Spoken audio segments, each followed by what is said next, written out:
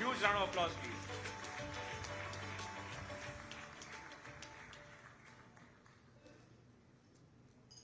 मंत्रिमंडल में मेरे सहयोगी आदरणीय हरदीप सिंह पुरी जी, मारुति सुजुकी के MD CEO mister Hisashi Takeuchi, mister Partha Banerjee, mister Rahul Bharti, उपस्थित सभी सम्माननीय भाई और बहनों, आज का दिन हमारे देश के इतिहास में बहुत ही महत्वपूर्ण दिन है, क्योंकि हमारी एयर पोल्यूशन के कारण हमारे सबके लिए एक बहुत बड़ी समस्या है और इसलिए स्वाभाविक रूप से इकोलॉजी एंड एनवायरनमेंट को प्रोटेक्ट करना ये हम सब की सबसे बड़ी प्राथमिकता है। कोई भी मॉडर्न सोसाइटी के 3 इंपॉर्टेंट पिलर्स है, उसमें ethics, economy, ecology and environment. और इकोलॉजी एंड एनवायरनमेंट में air pollution, water pollution and sound pollution is big concern. Delhi वालों को मुझे समझाने की आवश्यकता नहीं है कि एयर पोल्यूशन के कितने दुष्परिणाम हैं। हम लोग अनेक लोग डॉक्टर के और मेडिसिन के लिए इतना खर्चा करते हैं, इसका one of the major reason is air pollution. और मैं आपके सामने बड़े एपोलॉजिक मैनर में खड़ा हूं कि 40% एयर पोल्यूशन के लिए ट्रांसपोर्ट मिनिस्ट्री जिम्मेदार है, तो ये भी मेरे लिए बड़ा दुख का विषय है। और इसलिए हमारा टारगेट है कि एयर पोल्यूशन को कम करना।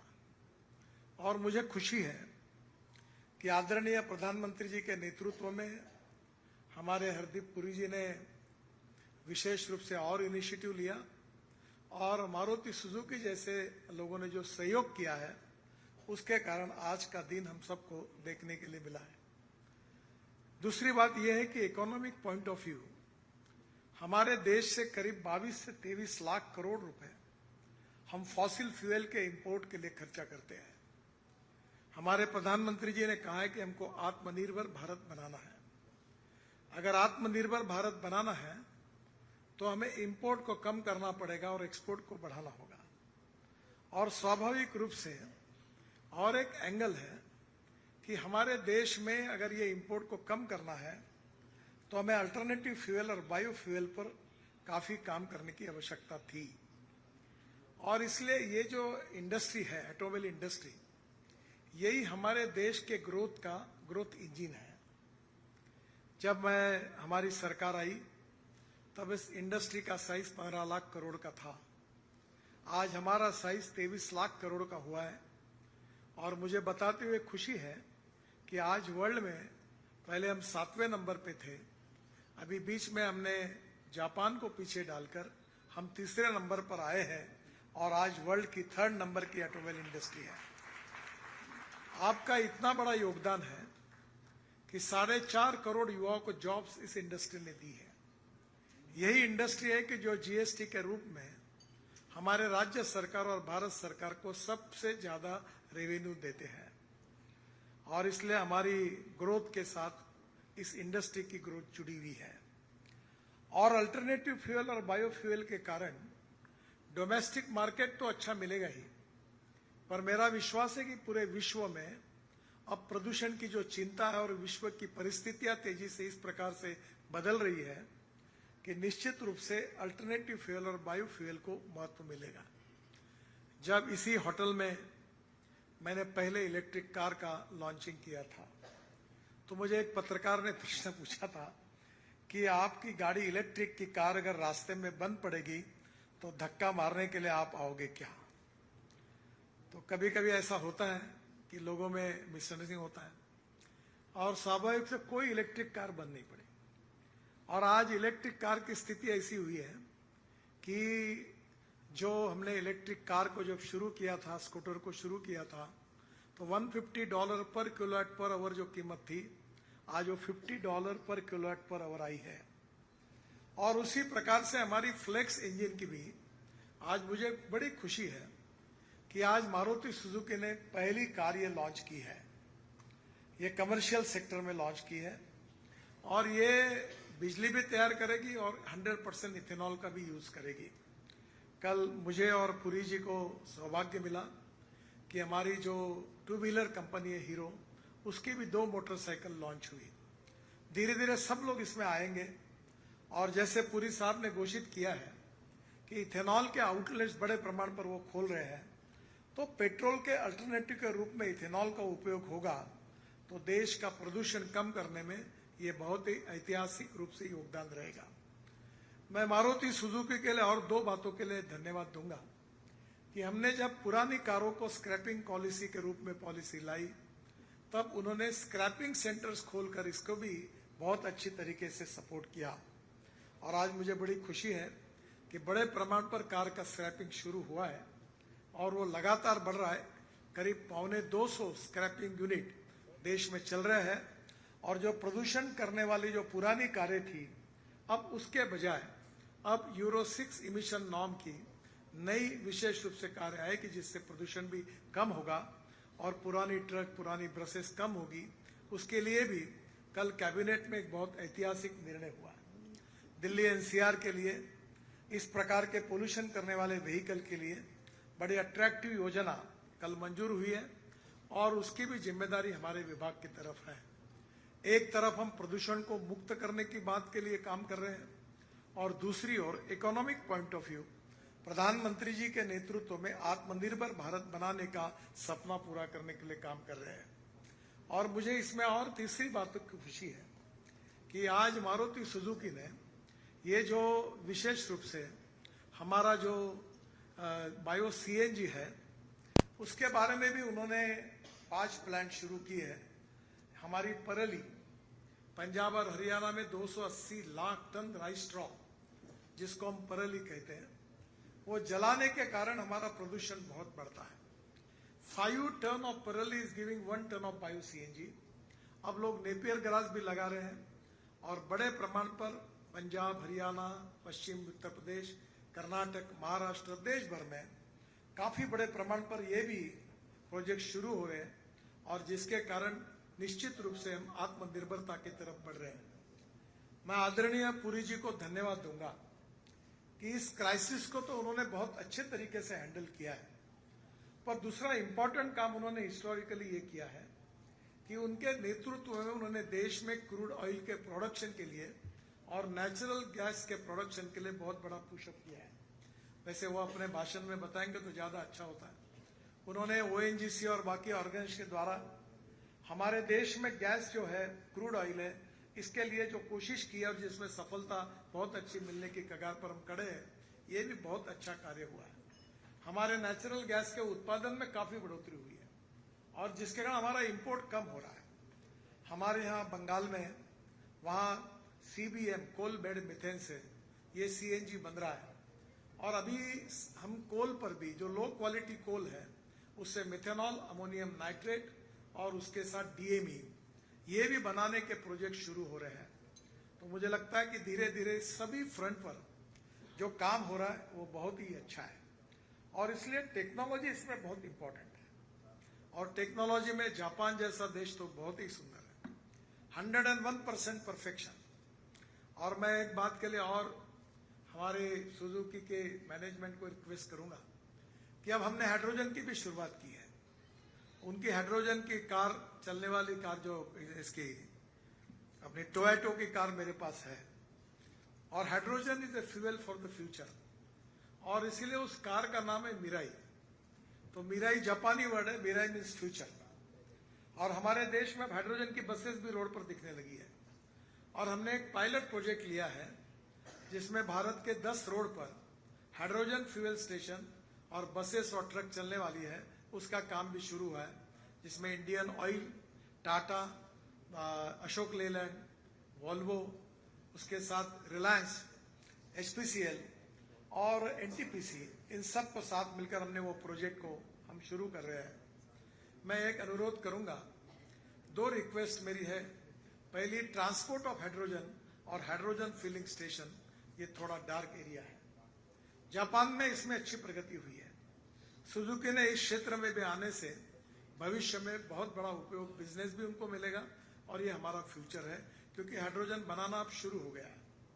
और दूसरी इंपॉर्टेंट चीज जो है, जो बहुत महत्वपूर्ण है, कि ये जो लगातार टेक्नोलॉजी का जो अपग्रेडेशन हो रहा है, इसमें हमारे यहाँ हाइड्रोजन फिलिंग स्टेशन ये भी हमारे लिए बहुत बड़ी समस्या है। ये दो चीजों में अगर हम आगे अगर कुछ मार्ग निकालते हैं तो हम निश्चित रूप से, आज हम एनर्जी को इंपोर्ट करने वाला देश है, हम एनर्जी को एक्सपोर्ट करने वाला देश बनने की क्षमता हमारे साथ है। कल बहुत अच्छा निर्णय पुरी साहब के मंत्रालय ने लिया है कि जो सस्टेनेबल एविएशन फ्यूल है उसके रेट बहुत बढ़ गए हैं, 180 रुपए लीटर तक गए, और इसलिए उसको स्टेबलाइज करने के लिए एक फंड निर्माण हुआ है 10,000 करोड़ का, और 115 रुपए उसकी प्राइस फिक्स की गई है। और मुझे खुशी है कि हमारे देश में अब इस प्रकार का भी शोध शुरू है कि हम इथेनॉल तक तो सक्सेसफुल हुए ही है, पर इथेनॉल से हम लोग एसएफ सस्टेनेबल एविएशन फ्यूल की ओर भी प्रयोग तेजी से शुरू है। मुझे खुशी है कि स्पाइस जेट का और विस्तारा का हवाई जहाज भी उसके ऊपर आया है। 4 साल पहले 26 जनवरी को हमारे फाइटर जेट और हमारे हेलीकॉप्टर भी इथेनॉल पर चले हैं, और इसलिए निश्चित रूप से आने वाले समय में जो एसएफ है इसमें भी प्रोत्साहन देने की आवश्यकता है। मैं आदरणीय मंत्री जी को रिक्वेस्ट करूंगा कि निश्चित रूप से 115 की रेट में अब इंडिया में ये एसएफ बनाना वायबल होगा, क्योंकि आपके ही हम लोग मक्के से इथेनॉल बना रहे हैं, हम ब्रोकन राइस से इथेनॉल बना रहे हैं, हम बाम्बू से इथेनॉल बना रहे हैं नुमालीगढ़ में, हम परली से इथेनॉल बना रहे हैं पानीपत में, इंडियन ऑयल ही कर रही है, और वहां केवल इथेनॉल नहीं बना रहे हैं तो 150 टन बायो बिटुमिन भी बना रहे हैं, और 78,000 टन पर ईयर ये सस्टेनेबल एविएशन फ्यूल भी बना रहे हैं। और मुझे विश्वास है कि आज हम एविएशन फ्यूल के कारण बहुत त्रस्त हैं, पर पुरी साहब, हमारे देश में इतनी ताकत है कि इसकी भी नीति अगर बन जाएगी तो हम सस्टेनेबल एविएशन फ्यूल को इंपोर्ट करने वाले नहीं तो एक्सपोर्ट करने वाला देश 2 साल में बन सकते हैं, क्योंकि हमारे पास इथेनॉल सरप्लस है। हमें 1450 करोड़ लीटर इथेनॉल अभी लगने वाला है, क्योंकि 20% तक 21 अभी साहब के विचाराधीन विषय है, पर इसमें कभी कभी गलतफहमियां भी लोग पैदा करते हैं।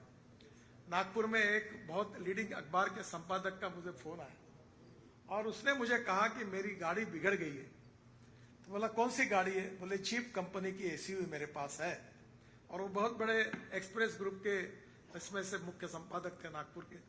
तो मैंने उनको कहा कि अच्छा तो फिर क्या हुआ?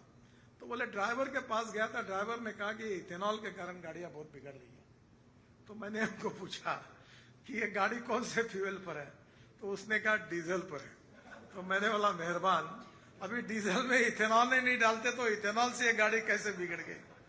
तो इथेनॉल के कारण बहुत प्रकार के गलतफहमियां पैदा करके इसको कुछ लोग गुमराह करने की कोशिश करते हैं। जब कन्विंस नहीं कर सकते तो कंफ्यूज करने की कोशिश होती है। पर इथेनॉल एज ए फ्यूल जब ये इतनी बड़ी बड़ी कंपनियां अपनी टेक्नोलॉजी के साथ उपयोग कर रही है तो इन्होंने भी तो सोचा ही है ना। और इसीलिए जो 100% इथेनॉल का आया तो उनको जब उन्होंने 85 बनाई थी तो मैं जब कार्यक्रम में गया तो मैंने उनको कहा आप 100% पे जाइए। और इन्होंने इसके ऊपर रिसर्च किया, ट्रायल किए, और जापान में तो बहुत ही परफेक्शन है। और मैं तो अक्सर एक बात मानता हूं कि innovation, entrepreneurship, science, technology, research, skill and successful practices, we name it as knowledge and conversion of knowledge into wealth is the future. और दूसरा जो इंपॉर्टेंट है जिसमें भी आप आगे मदद कर सकते हैं वो ये है कि conversion of waste into wealth. हमने यहाँ दिल्ली के 4 कचरे के पहाड़ों में से कौन सा गाजीपुर पहाड़ की 7 मीटर हाइट कम कर दी। बहुत लोग मुझे विरोध करते थे, हमने सेग्रीगेट किया उसको, और दिल्ली मुंबई हाईवे में, UR2 में, अब अहमदाबाद डोलोरो में हमने वहां का कचरा यूज किया और हमने उसमें 80 लाख टन कचरा रोड में डाल दिया। अब कचरे को सेग्रीगेट करके जो ऑर्गेनिक वेस्ट है उसमें नागपुर में हमारे यहाँ एक नेदरलैंड की कंपनी की टेक्नोलॉजी के साथ प्रोजेक्ट शुरू हुआ है और वो 28 ton bio CNG per day बना रहे हैं। और वो जो बायो CNG बनाते हैं, जो बायोडाइजेस्टर में डालते हैं कचरा, तो उससे मीथेन निकलता है। और मीथेन से सीएनजी भी निकाल सकते हैं और मीथेन से हाइड्रोजन भी निकाल सकते हैं। तो हमारे देश में कचरे की कोई कमी नहीं है, बहुत कचरा है, सभी क्षेत्र में कचरा है, पूरी साहब को भी पता है। और कचरे की साफ सफाई करना, इसीलिए तो मोदी जी के नेतृत्व में हमारी सरकार है और हमारे पास ऐसे ऐसे इक्विपमेंट है कि हम कचरे को पूरा साफ कर देंगे। तो ये वेस्ट टू वेल्थ, ये सही में बहुत सक्सेसफुल है। पुरी साहब, मैंने अपने शहर का टॉयलेट का पानी 10 साल पहले बेचा महाराष्ट्र सरकार को और 300 करोड़ रुपए साल के मिल रहे हैं। जब मैंने शुरुआत की तो कोई विश्वास ही नहीं रखता था।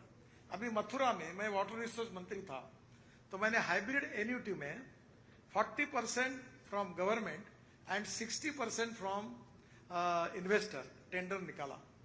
और आपको धन्यवाद देता हूं, वैद्य साहब थे, आपकी मथुरा में रिफाइनरी थी, तो वैद्य साहब को मैंने बुलाकर रिक्वेस्ट की कि आप पानी कहां से लेते हो।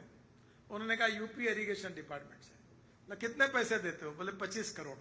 मैं चिंता मत करिए, मैं 5 करोड़ आपके बचा देता हूं, आप साल के 20 करोड़ दो, पानी हम आपको देंगे। त्रिवेणी इंजीनियरिंग कंपनी थी, उन्होंने टेंडर जीता और वो 90 MLD स्लज पानी शुद्ध हो रहा है। आपको पानी 20 करोड़ में इंडियन ऑयल रिफाइनरी को मिल रहा है, 5 करोड़ उनके बच गए और फुकट में अब वो मथुरा का 90 MLD स्लज का प्रॉब्लम सॉल्व हुआ। तो वेस्ट टू वेल्थ में भी बहुत बड़ा पोटेंशियल है और जापान इसमें टेक्नोलॉजी में बहुत आगे है। तो आने वाले समय में हमारा देश आत्मनिर्भर बने, import substitute, cost effective, pollution free और इंडिजिनियस, यही हमारी सोच है। और मुझे बहुत खुशी है कि टेक्नोलॉजी में आपने जो सक्सेसफुल टेक्नोलॉजी का जो प्रयोग किया है, इसमें बहुत समाधान है। एक छोटी रिक्वेस्ट आपको और एक करूंगा कि यूरो 6 इमिशन नॉर्म्स की जो गाड़ियां आपके कंपनी की है, उसको क्या आप ये फ्लेक्स इंजन में कन्वर्ट कर सकते हैं क्या आपके सर्विस स्टेशन से? कल मैंने हीरो वालों को ये बात कही कि आप जो पुरानी मोटरसाइकिल है उसको अगर आप कन्वर्ट कर देंगे तो पूरा 100% इथेनॉल में पेट्रोल पूरा बंद हो जाएगा। ये पेट्रोल का चेहरा ही नहीं देखना है हमको। हम तो इसको कब बंद करेंगे इसके पीछे लगे, क्योंकि पोल्यूशन भी है और आर्थिक समस्या है। अगर आपको संभव हुआ तो धीरे धीरे, अब तो इथेनॉल के पंप पुरी साहब ने बोल दिए सब खुल जाएंगे, हर पेट्रोल पंप पे इथेनॉल होगा। और इथेनॉल अगर होगा और पुरानी यूरो 6 इमिशन नॉर्म की गाड़ियों को छोटी सी किट के उसमें चेंजेस करके उसकी कॉस्ट आप ले लें कंज्यूमर से, और कंज्यूमर को चॉइस मिलेगा और वो भी गाड़ियां कन्वर्ट होगी, तो ये इतने बड़े प्रमाण पर, और इथेनॉल के प्रोडक्शन की कोई कमी नहीं है। आपको एक ही बात बताता हूं, जिस समय हमने कैबिनेट में निर्णय किया था कि कौन से इथेनॉल बनाना, तो मुझे याद है कि हमारे यहां बहुत उस समय भी काफी विवाद हुए। मैं बीच में पुरी साहब के उस समय सहयोगी थे केडकर साहब, वो हमारे अटल जी के सरकार में फाइनेंस सेक्रेटरी थे।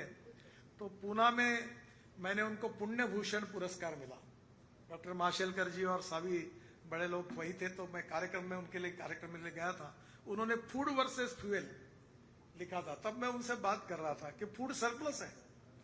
आज वर्ल्ड में चावल में हम नंबर 1 पर है, चावल रखने के लिए गोडाउन में जगह नहीं है। और एमएसपी मक्के की 1800 रुपए क्विंटल थी और मार्केट प्राइस 1200 रुपए क्विंटल थी। पुरी साहब, आपको धन्यवाद दूंगा। आपने जब यह निर्णय हमने कैबिनेट में मंजूर किया कि मक्के से इथेनॉल बनेगा, तो 1200 रुपए क्विंटल जो भाव था वो 2600 रुपए क्विंटल पे गया और यूपी और बिहार के किसानों के जेब में 45,000 करोड़ रुपए हमारे एक निर्णय के कारण गए। ये इंपोर्ट करने के लिए हमारे डॉलर फूकने के बजाय अगर हम हमारे देश के किसानों को समृद्ध संपन्न करेंगे तो ये किसान अन्नदाता नहीं ऊर्जा दाता, ऊर्जा दाता नहीं ईंधन दाता, ईंधन अब हवाई ईंधन दाता। और उसमें आगे भी आपके सहयोग से अभी हमको मीटिंग करनी है। हमने परली से बायो बिटुमिन बनाया और 1 kilometre road Nagpur Jabalpur highway पर नागपुर के पास हमने रोड भी बनाया। ये प्राज वाले बैठे, इन्होंने भी उसमें सहयोग किया। और ये रोड जो है ये that is prove to be better than petroleum bitumen. हमारे देश को 110 लाख टन बिटुमिन लगता है, 50 लाख टन इंडियन रिफाइनरी की कैपेसिटी है और बाकी हम इंपोर्ट करते हैं। तो अब हमने ये जब ये सेंट्रल रिसर्च ऑर्गेनाइजेशन को कहा कि इसको बढ़ाओ, तो उन्होंने टेक्नोलॉजी हासिल की। फिर मैंने कहा ये टेक्नोलॉजी बेचो। मेरे हाथ से 25 लोगों ने टेक्नोलॉजी उसके रॉयल्टी भर के लिए है। और अब हम लोग बिटुमिन में 30% बायो बिटुमिन, 14% यूज टायर को हमने इंपोर्ट करने की परमिशन दी। मैंने भूपेंद्र यादव जी को कहा कि वेस्ट टू वेल्थ, ये वर्ल्ड का जितना भंगार है अपने देश में लाओ, कोई नहीं लेता तो हम लेंगे, हम उसको रिसाइकलिंग करेंगे सर्कुलेशन इकोनॉमी में।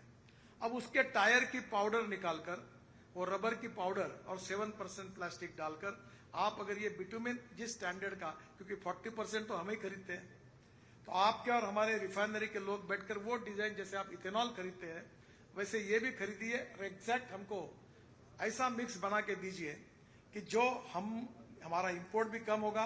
और आज 45 रुपए बिटुमिन की कॉस्ट 85 रुपए हो गई।